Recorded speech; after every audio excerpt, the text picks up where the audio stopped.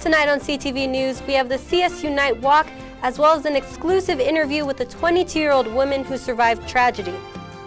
Then later, we take a look at international initiatives on campus and the ASCSU presidential election. All this and more on CTV News, starting now.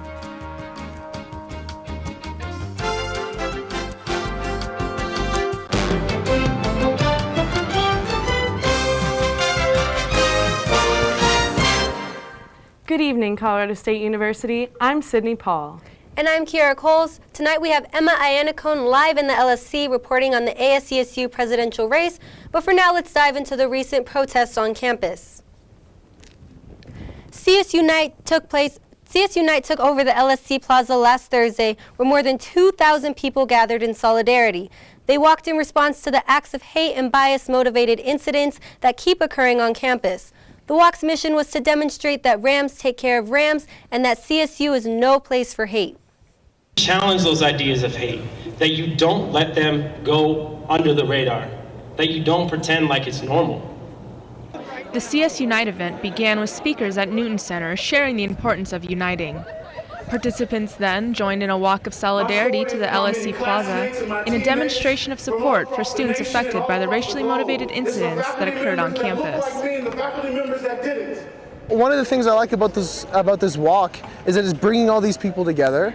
So a lot of them they have different backgrounds, they have different political views. Of course, clearly I'm going to be a different political view than most of the people here. And it's bringing us together for a common goal, and I think that's a good thing. And I think the main point of this walk is to get this on the administration's plate, to get this on ASCSU's plate, and hopefully we'll see more discussion about this topic going forward. So furthering the discussion, I would say, is what I want from this walk. The president of Student Affairs, Blanche Hughes, was just one of many speakers sharing one common message: hate will not be tolerated on campus. Tony Frank says that this event is just one small effort in a long journey we must undertake together as members of this university community. But by our being here together, we reject that choice. We will not encourage the tormentor. We will not sin through our silence. We will not be remembered for our silence where our friends were attacked. And I think there's action that needs to be taken. I think this is the first step to action. As for his emails, I'm glad that it's finally being addressed because so much has been done specifically towards students of color or those marginalized communities. So I appreciate the fact that it's being acknowledged. Hopefully there's a solution or more action coming. Students Against White Supremacy, a coalition of students protesting white supremacy, spoke out against CSU Night and CSU administration for not calling bias-motivated incidents white supremacy. Students Against White Supremacy demanded the removal of the campus conservative group Turning Point USA and said they would not unite at the same event with the group.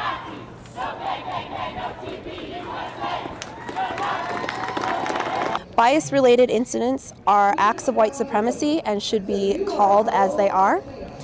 The university has made the choice to do nothing despite their power to make real change. This has created a contradiction that allows white supremacy to thrive on campus. And this creates an unsafe space for marginalized students on campus and also puts the burden of healing from trauma onto those students. Other CSU-affiliated organizations spoke out at the event regarding coming together as a community. We have a diverse community, that we respect all perspectives, and that we're able to come together and acknowledge that even though we have our differences, even though some of those differences may make it so we don't always get along, we do have shared commonalities between us, and we should focus on those instead of the things that separate us. People protesting CSU Night feel the event was not enough to address what they call acts of white supremacy and hate on campus. They hope to see CSU administration take further action to remove all acts of violence towards students on campus. If you or someone you know is experiencing discrimination, you can contact Counseling Services or Student Affairs for help at studentaffairs.colostate.edu or safety.colostate.edu. Campaigning for ASCSU positions started March 19th, and now there's only one more day left to vote for your ASCSU candidates for President and Vice President, Speaker of the Senate, Senators, and a university t-shirt design. Students can log into their RAM web account and vote in the 2018 ASCSU election under notifications. Voting ends tomorrow, April 4th at 4 in the afternoon. I'm voting for Simon and Sullivan because their campaign just seemed the most trustworthy, and they worked really hard to reach out to all the different sororities and all the different groups at CSU, and I really appreciate that. So. And how do you feel about the campaigning overall?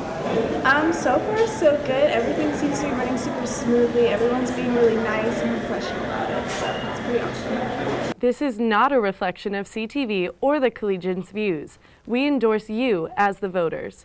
For more information regarding 2018's ASCSU election, you can visit collegian.com. ASCSU presidential candidate Liam Aubrey announced his campaign has no affiliation with Turning Point USA.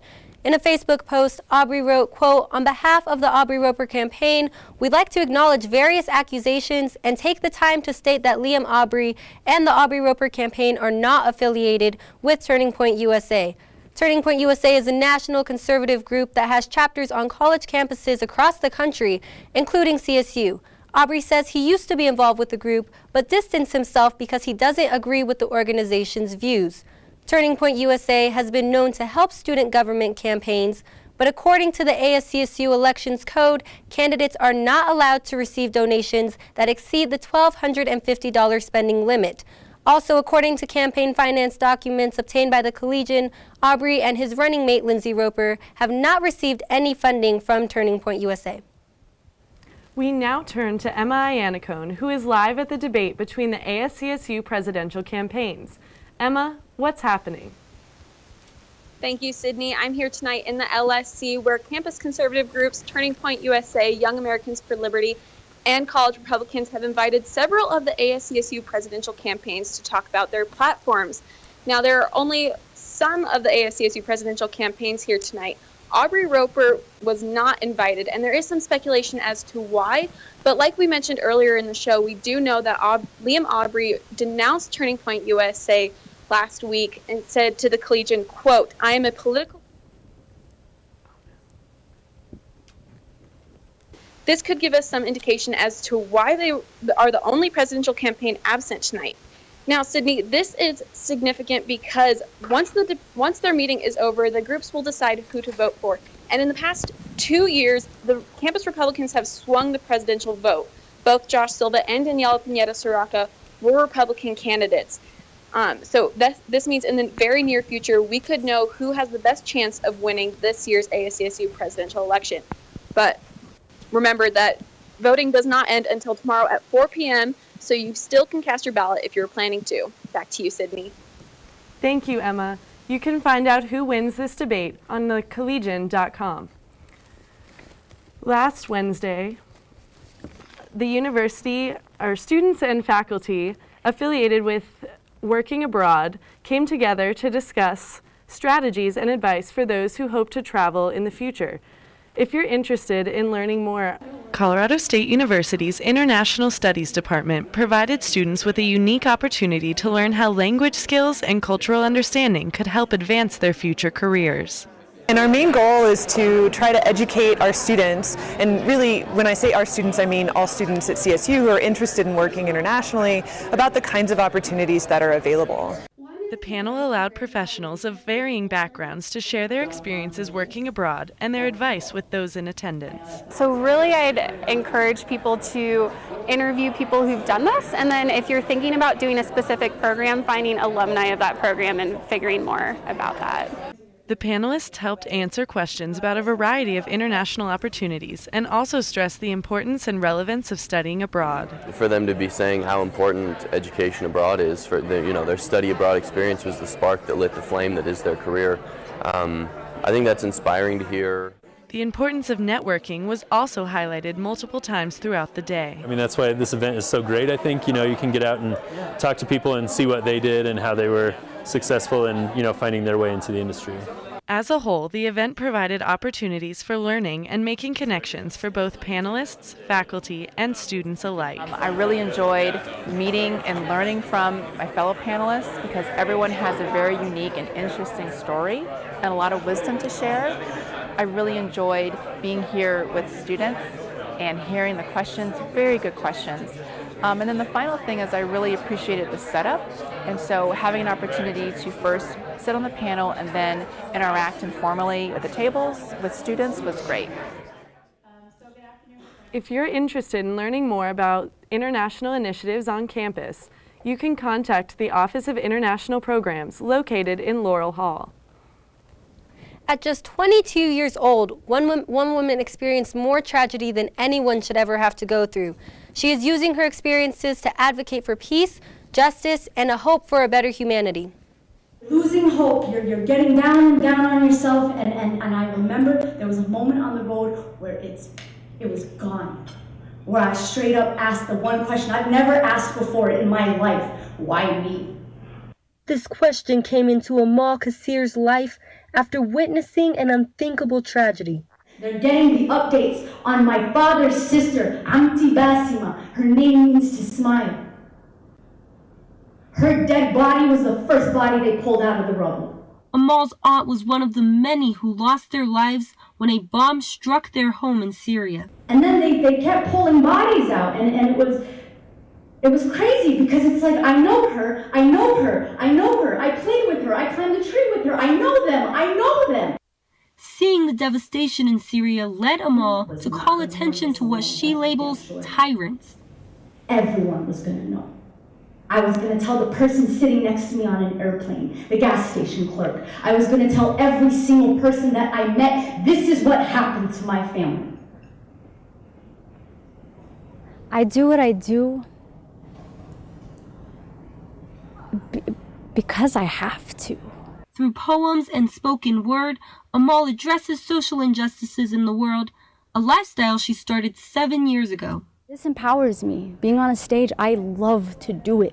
And one that serves as an educator in the community she visits. Her experience and some of the insight that she had to share is not one that I think we see or hear very often on this campus. And so, and that's the type of folks we tend to look for the conference, to kind of just continue on the theme of education for our students. And while Amal has witnessed many tragedies, how do these people do these things?